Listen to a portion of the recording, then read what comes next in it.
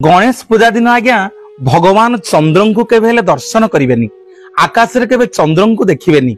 श्री गणेश चंद्र को अभिशाप देइछंती जी चंद्र को दर्शन गणेश पूजा दिन करिवो तार महापाप हव।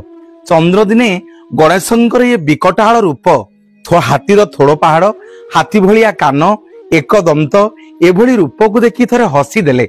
ब्रह्मा उपरे थरे रागी जाइथिले श्री गणेश। ब्रह्मा और शंकर भगवान आज्ञा कैलाश पर्वत रे बसिचंती नारद नेकिरी गोटे फलटीए उपहार देले शिवं को।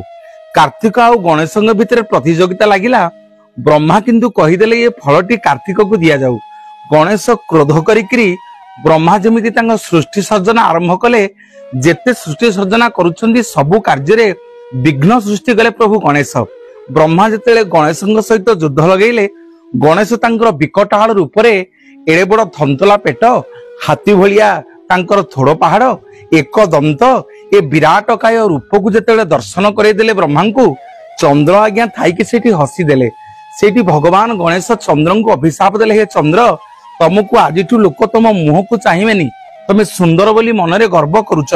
सेई दिन देवता माने समस्त क्षमा प्रार्थना कले एवं श्री गणेश कहिले मु मोर अभिशाप को फेरई नउची किंतु मो गणेश पूजा चतुर्थी दिन केही चंद्र को दर्शन करिबेनी। जे दर्शन करिवो तार महापाप हव। जय श्री गणेश।